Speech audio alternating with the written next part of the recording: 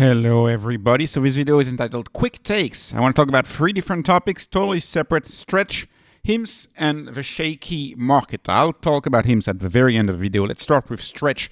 Of course, Strategy just posting that stretch is the largest preferred in the world. Of course, that has been the case for a little while, but it hits different when you see this chart where stretch is compared to banks, mostly prefers from banks and Freddie Mac, of course, mortgage corporations. But it's all of the competing preferred are either backed by banks or either backed by mortgages. All of which, of course, as a Bitcoiner, I would strongly argue are not nearly as strong as stretch, which is backed by 3 times more Bitcoin than is needed. Actually, the BTC rating is something like a 3.6. So in my view, this is a major win for stretch, and something, of course, that Saylor can celebrate on. He's created an instrument bigger than the instruments created by the biggest financial institutions in the US. And you have all of them. Look, Wells Fargo, Bank of America, Citigroup, JP Morgan. That's the 4 top too big to fail banks. Saylor has created a bigger instrument than this.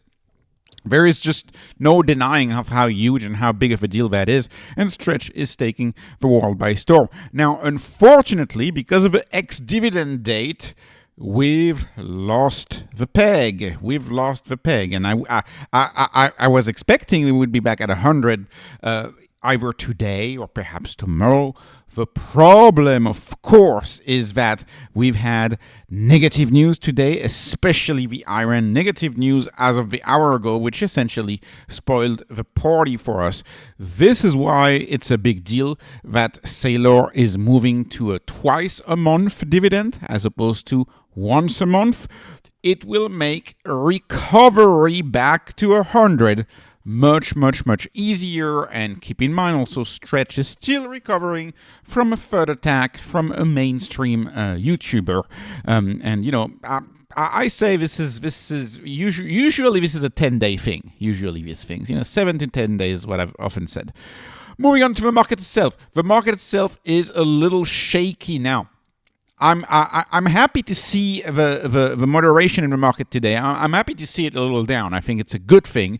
I think we need to take a breather. Today, the market was down for multiple reasons. First of all, Kevin Warsh, of course, I looked a little bit at this Congress grilling, as they call it. I thought he did a really good job. I thought he held his own against some politicians who shall not be named, who are not my favorite. I think he held his own, but he also said that Trump had not asked for rate cuts. Of course, he has not asked for rate cuts, but that's the soundbite. And the soundbite is all over CNBC, and of course that's spooking the market. But none of this matters. We have a start of the earnings season also this week, but none of this matters, of course, because of Iran. The market has been obsessed with Iran. Selling stocks that have absolutely nothing to do with Iran and then bidding them up right after Iran positivity. Either way, the stocks have nothing to do with Iran, but the market just bids them up, bids them down because of supposedly risk on, risk off. Supposedly risk on, risk off. And I really mean that in my view, because, when I look at, for example, some of the financial sector, when I look at companies like AT&T, I find them on shaky grounds. But for some reason, TradFi seems to think that these companies are great risk-off alternative whenever there's something going on with the Middle East.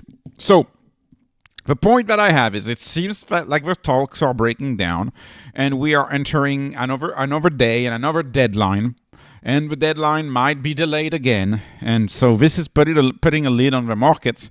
Now, I'm happy about the drop. I think the drop is healthy. I think the drop is good. But I'm not happy about the reason why it's dropping. Like, I would want to see this drop because the market is looking at another worry. Maybe let's worry about the Kevin Warsh being confirmed. Let's worry about the Fed.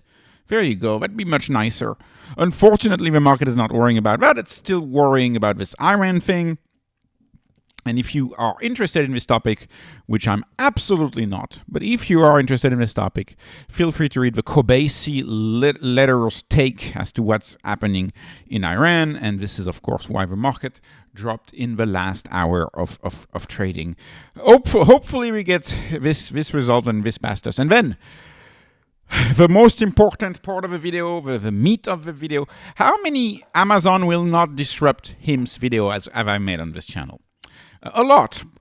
This is a thing about every 6 months, roughly, that Amazon is going to disrupt Trump, and the media really runs with it. I mean, look at this. Like Yahoo Finance, did Amazon just wreck all of HIMS' upside potential?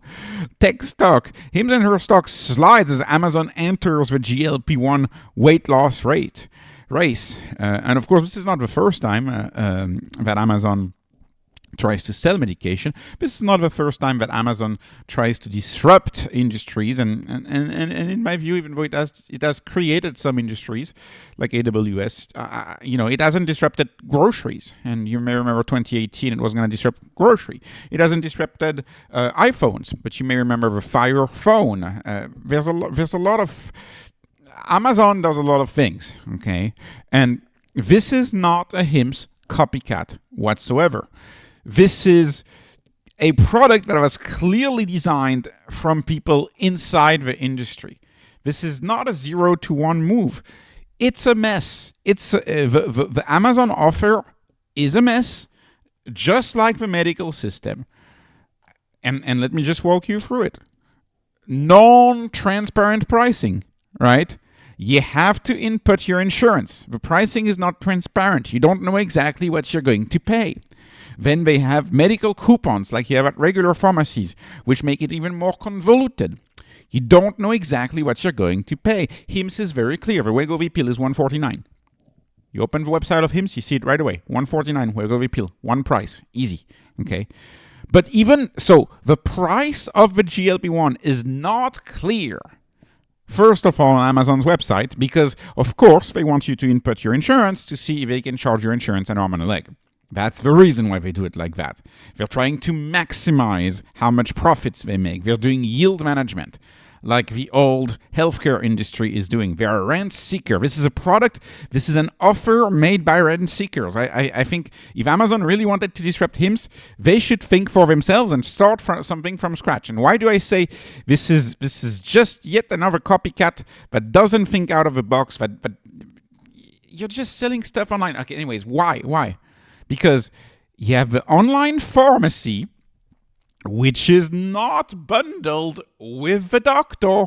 It is not bundled with the doctor. So you gotta pay for your prescription separate. Then you have to pay for your doctor visit and your doctor follow-up. And the little bit of time that I've spent reading on this, I do not understand. Is it $29 per message for me to send a direct message to a doctor? Or $49 for video? Okay, how long is the video care? How long is the video? How long is the chat? How long does that last? Like, am I guaranteed that I'm going to prescribe? Am I going to be charged if I don't get prescribed? Am I going to be charged for it?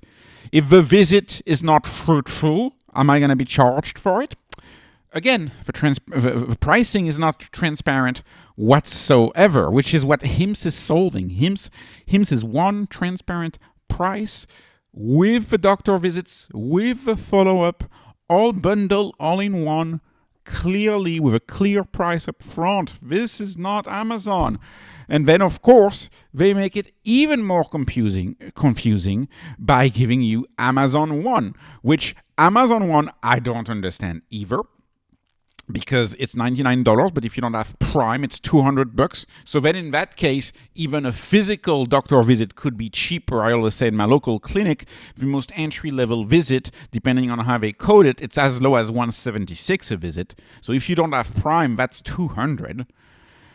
And then, to top it off, not only do they have their own doctor visits that they try to sell. Not only do they have their Amazon One Medical that they try to sell, they also have like a referral system where I see a bunch of local doctors listed and like the name of the insurance companies that they accept. Like I'm scrolling in my city and I see doctors in my city and the list of insurance companies that they accept. So again, Amazon has just recreated a digital mess. It's the same as the analog world, which is already a mess, but it's recreated in a digital mess in a digital world. So the type of people who are likely to be appealed by Amazon are already people who are already on top of the traditional medical system, who want to invest time to understand the traditional medical system, which is not very customer-centric, if you ask me, which is very, very surprising for Amazon. If Amazon truly understood the business model of HIMS, they could be a real threat. But very few people truly understand the business model of HIMS. HIMS is something entirely new. It has nothing to do with that. So anyways, I'm not worried at all. Amazon, every 4 months to 6 months, they are going to kill HIMS. Every 4 months to 6 months. We've heard the news so many times before. Anyways, this was not investment advice. This is not financial advice. This is only entertainment. I'm hoping you are entertained.